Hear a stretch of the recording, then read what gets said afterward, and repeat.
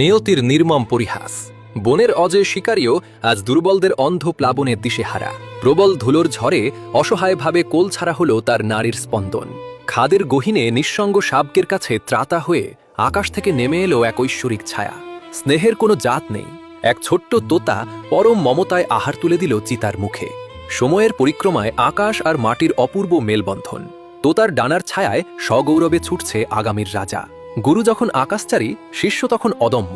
তোতার এক ইশারায় কিশোর চিতার অব্যর্থ লম্ফন। প্রখর দুপুরে বিশাল থাবার ওপর ছোট্ট পাখির নিশ্চিন্ত ঘুম যেন পরম নির্ভরতার এক স্নিগ্ধ রূপ। কিন্তু প্রকৃতির খেলা এখনো বাকি। দীর্ঘ ঘাসের আড়ালে সন্তর্পণে ধেয়ে আসছে এক বিশাল ছায়া। পলকের ফেরে বিদ্যুৎ গতির হামলা, আর ঠিক তখনই পালক মাকে বাঁচাতে হাজির এক অভাবনীয় ঢাল। নিজের পরম আশ্রয়কে আগলাতে গর্জে উঠল কিশোর চিতা। এক বিশাল অস্তিত্বের সামনে তার এই রাজকীয় হুঙ্কার।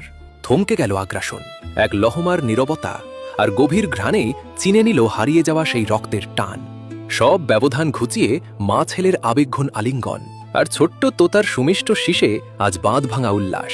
রক্তের অমোঘ টান আর আত্মার অকৃত্রিম মায়া, দুইয়ের অপূর্ব মিলনেই আজ রচিত হল প্রকৃতির এক অমর মহাকাব্য। অভাবনীয় এই বন্ধন মন ছুলে লাইক দিন, ফলো করে সাথেই থাকুন।